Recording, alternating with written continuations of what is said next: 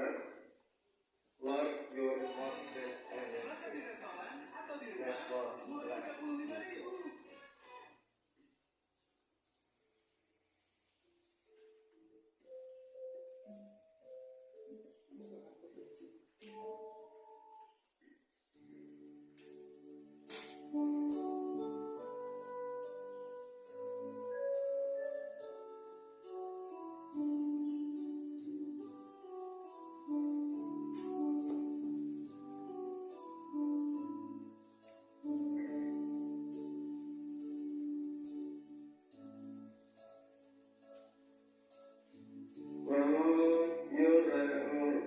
than anything.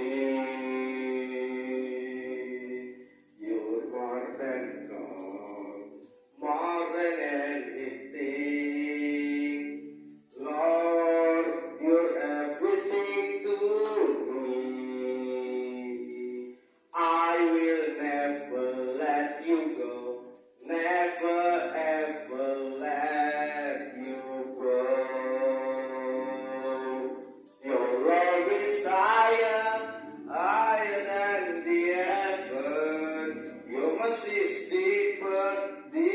let me go.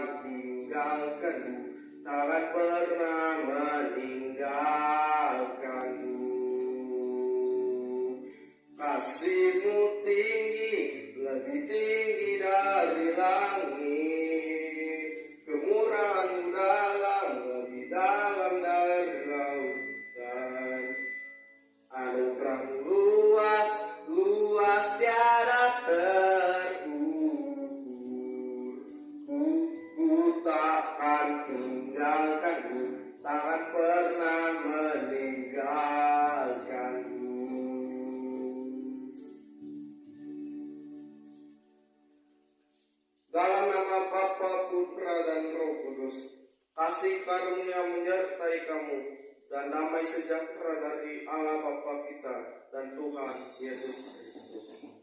Amin. Ku berbahagia. Kita menyanyi dari lagu dari Kidung Jemaat, Ku berbahagia.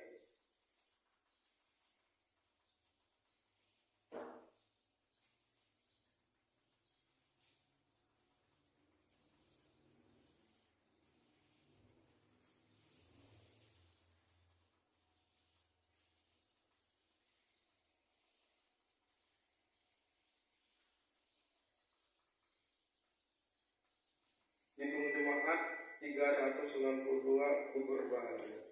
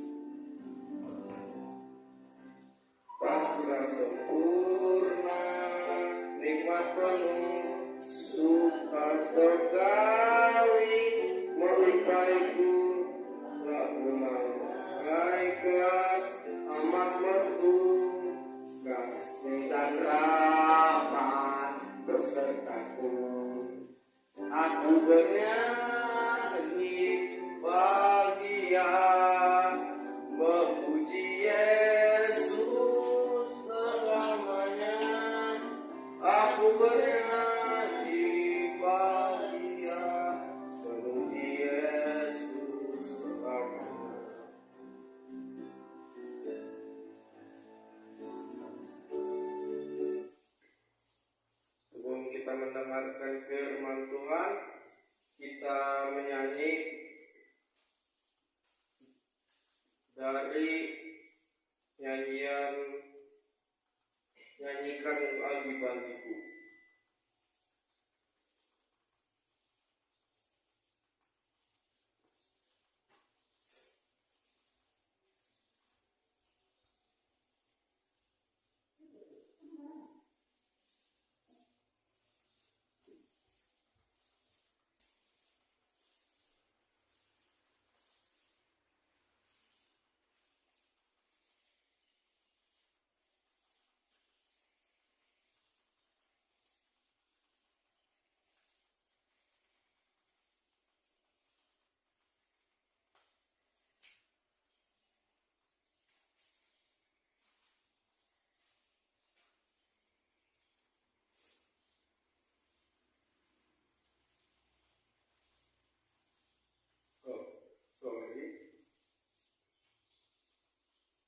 Firman-Mu kita bagi kakiku.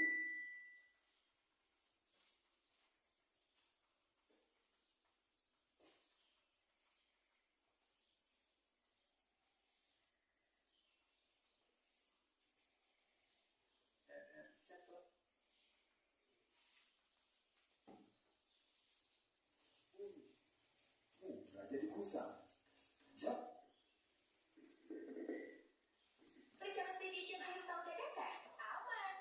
Nikmati diskon hotel dan holiday stay.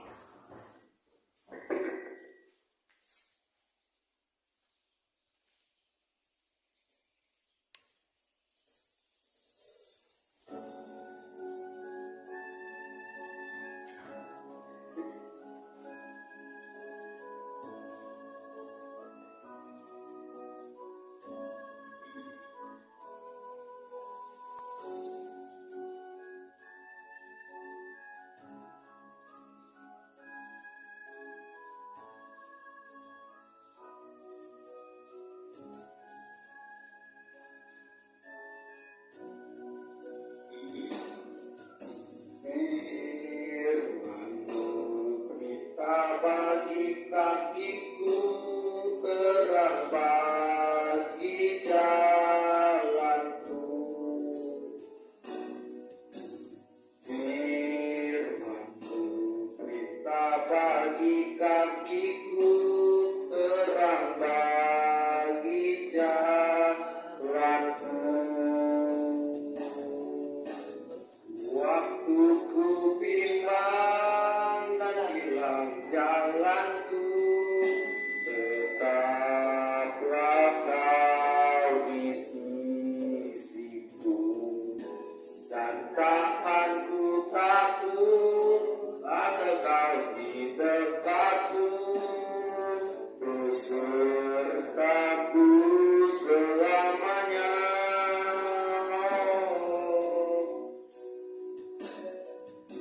Firman-Mu kita bagi kakiku, terang bagi jalanku.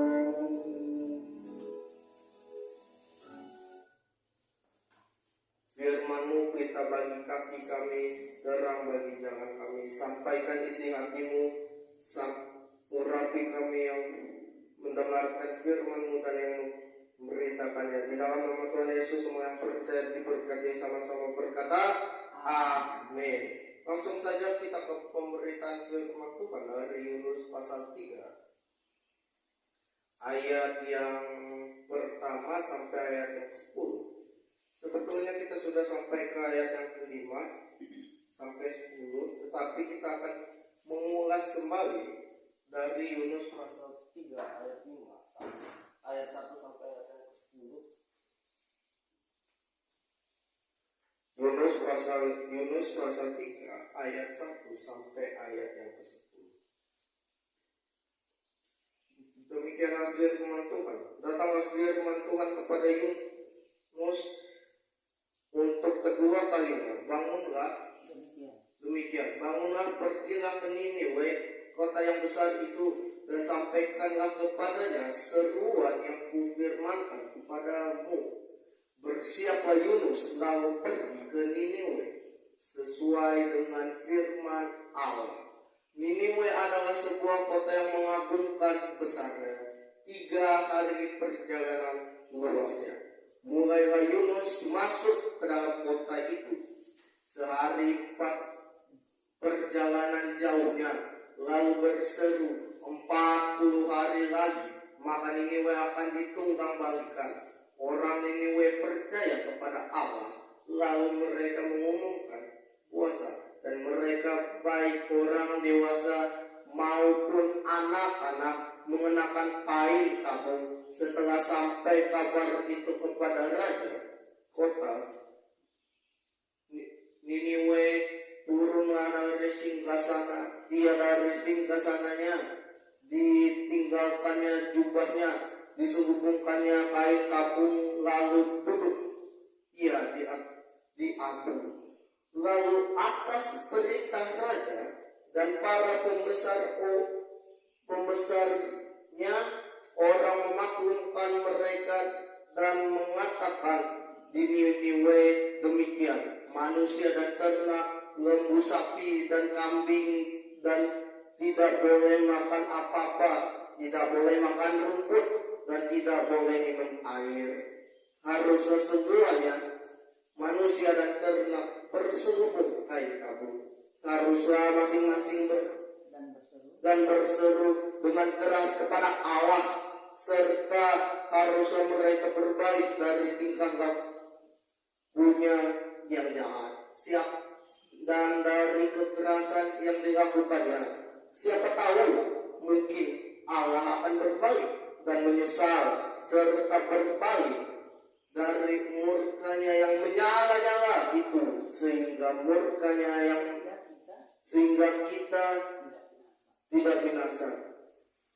Ketika Allah melihat perbuatan mereka itu, yakni bagaimana mereka berbalik dari tingkah lakunya yang jahat, maka menyesallah Allah karena malapetaka yang telah dirancangkannya terhadap mereka, dan ia pun tidak jadi melakukannya. Amin. Hari ini kita akan membahas tentang ketaatan versus ketidaktaatan.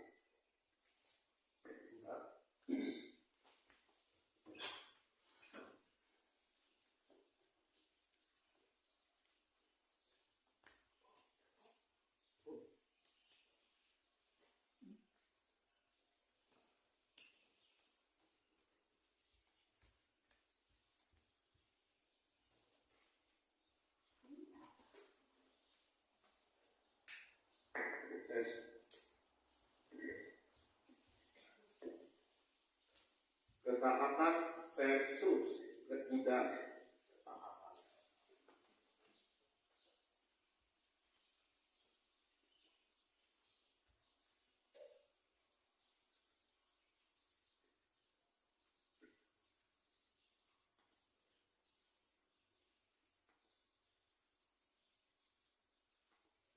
Kita semua tahu bahwa kalau wujud-wujud zat itu ada 3: padat, cair, dan gas.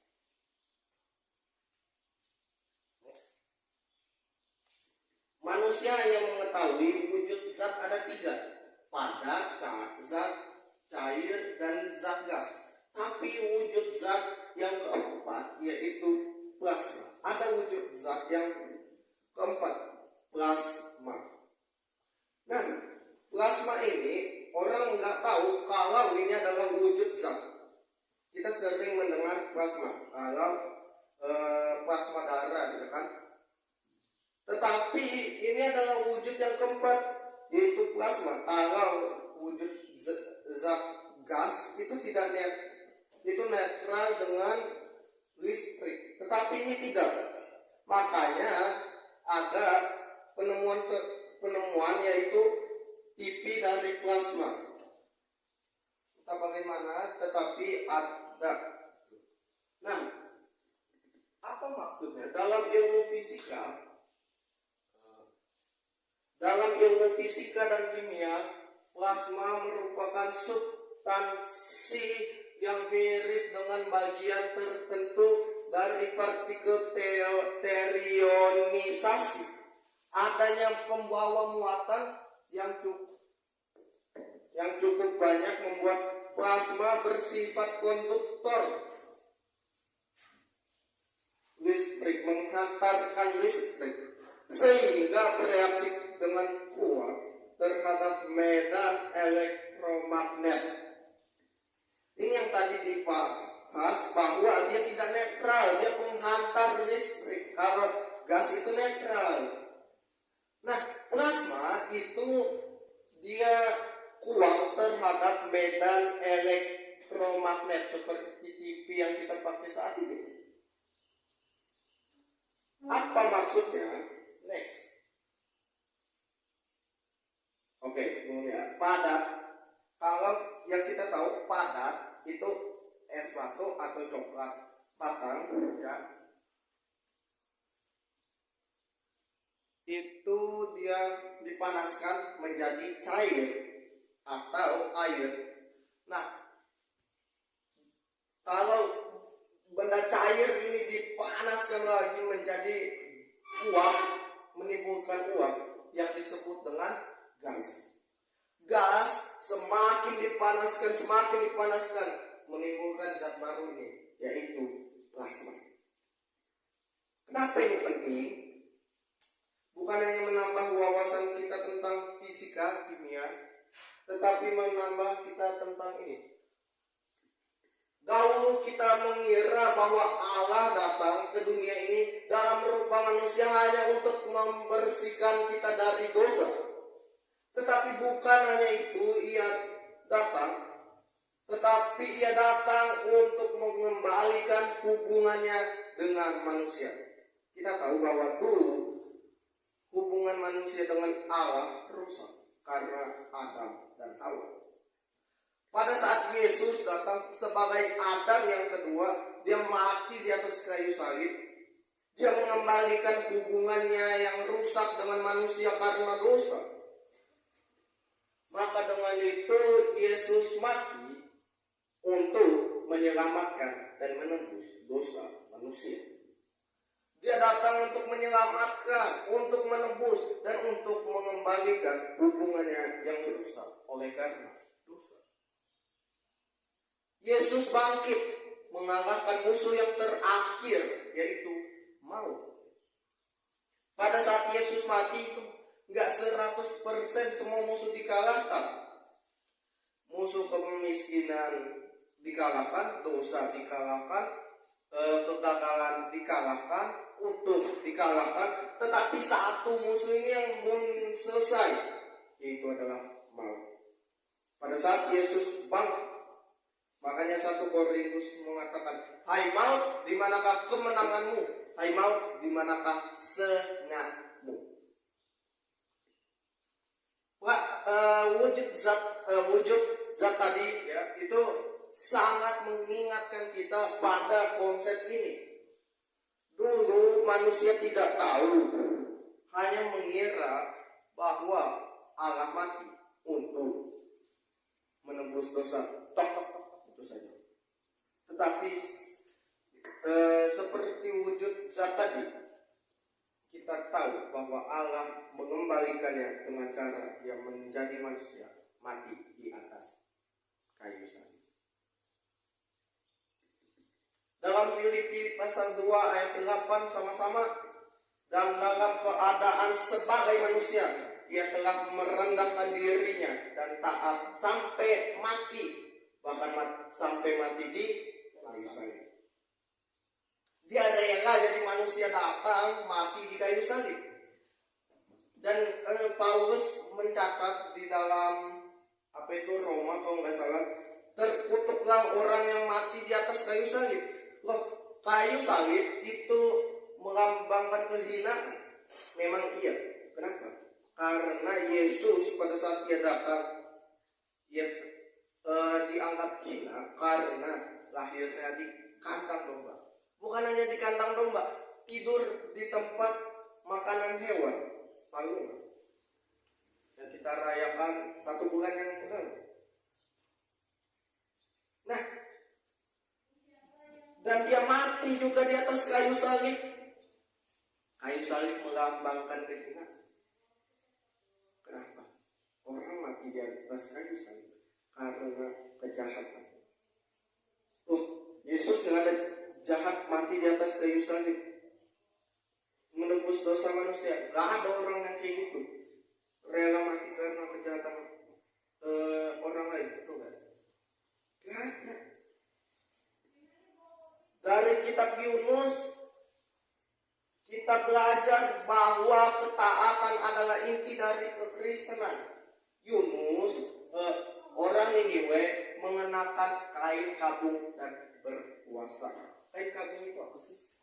Kain kabung itu dalam Ibrani Yunani sakos biasanya terbuat dari bulu domba sipra dan berwarna hitam. Wahyu pasal 6 ayat 12. Itu kain kabung itu warnanya hitam gitu dan terbuatnya dari bulu domba biasanya, karena nggak mungkin bulu kambing. Kain atau biasa juga kain kabung ini disebut dengan kain kasar karena kasar gitu ya kan. Dalam Wahyu 6 ayat 12 kita buka Wahyu 6 ayat 12.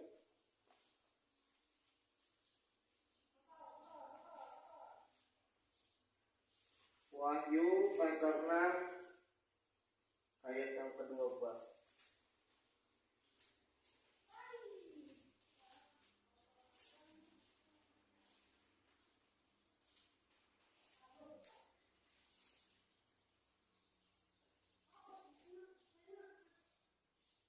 Maka aku melihat ketika anak domba itu membuka meterai yang keenam, sesungguhnya terjadilah gempa bumi yang dahsyat dan matahari menjadi hitam bagaikan karung rambut dan bulan menjadi merah seluruhnya bagaikan darah.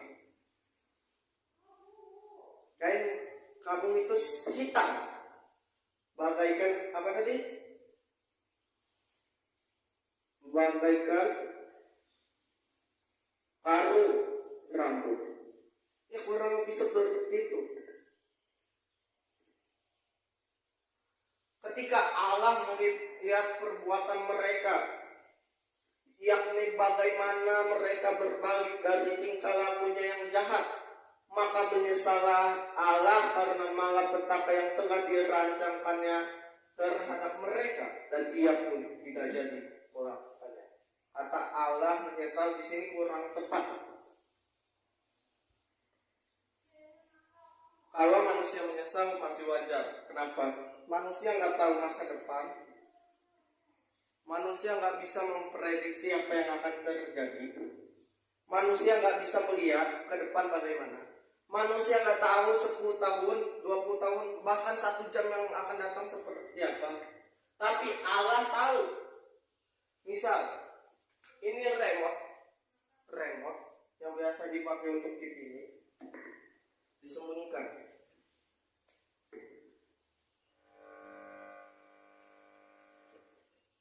Remote-nya tadi tangan kiri ya, tangan kiri. Coba, ayo, di mana? Di tangan kiri. Oh bukan. Di tangan kanan, bukan juga. Di mana dong? Atau mungkin nggak ada. Nah, inilah sifat manusia, tidak tahu masa depan. Tidak tahu beberapa tahun yang akan datang, 1 jam yang akan datang, 1 menit, 1 detik yang akan datang. Tetapi Allah tahu masa depan. Allah tahu 1 jam, bahkan 100 tahun, 1000 tahun yang akan datang. Kenapa di sini dibilang Allah menyesal? Kok kayaknya kurang tepat. Next. Oke. Allah menyesal di sini artinya adalah menahan. Aku tidak tahu bahasa Yunaninya, jadi ya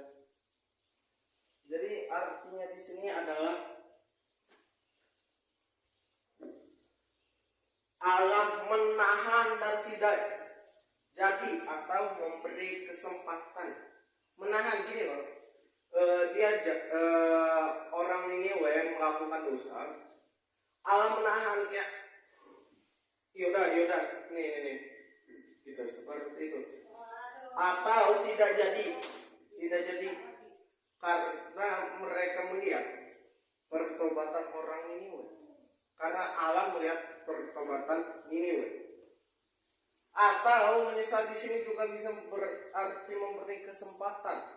Seperti Paulus diberi kesempatan kedua pada saat ia membunuh umat Tuhan pada zaman dahulu.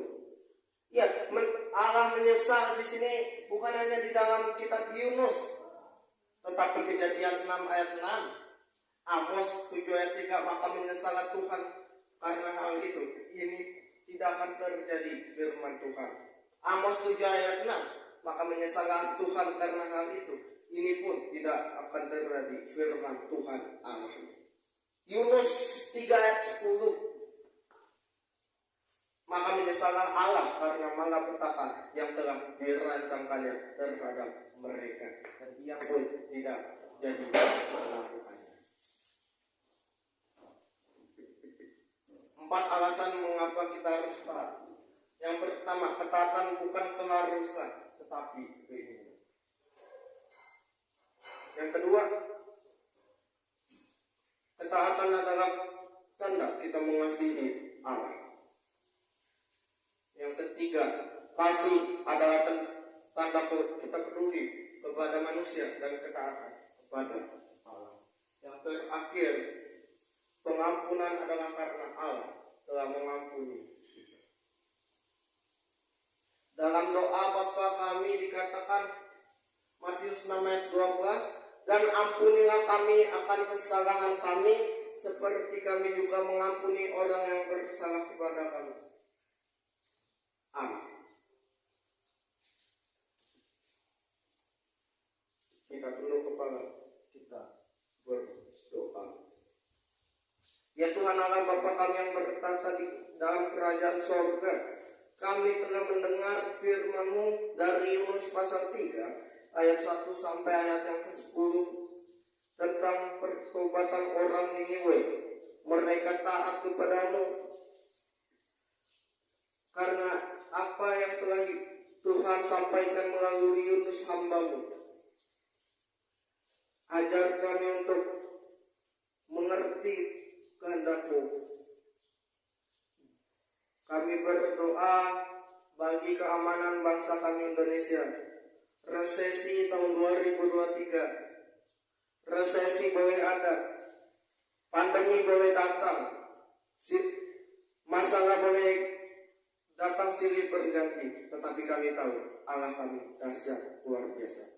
Kami berdoa bagi Bang Alvin, hasil CT scan membaik oleh karena pertolongan-Mu. Kami juga berdoa bagi mereka yang sakit, baik di rumah maupun di rumah sakit. Oleh bilur Tuhan Yesus, mereka sudah sembuh. Kami juga berdoa bagi mereka yang mengalami musibah, mereka yang berduka, mereka yang ditinggalkan oleh keluarga, janda, duda, yatim piatu, orang terlantar, fakir, miskin, terpenjara, orang jompo. Kami berdoa di dalam nama Tuhan Yesus Kristus yang telah mengajar kami berdoa. Bapa kami yang di sorga, dikuduskanlah nama-Mu, datanglah kerajaan-Mu, jadilah kehendak-Mu di bumi seperti di sorga. Berikanlah kami pada hari ini makanan kami yang secukupnya, dan ampunilah kami atas kesalahan kami, seperti kami juga mengampuni orang yang bersalah kepada kami. Dan jangan membawa kami ke dalam pencobaan, tapi lepaskanlah kami daripada yang jahat, karena Engkau yang punya kerajaan, kuasa dan kemuliaan sampai selama-lamanya.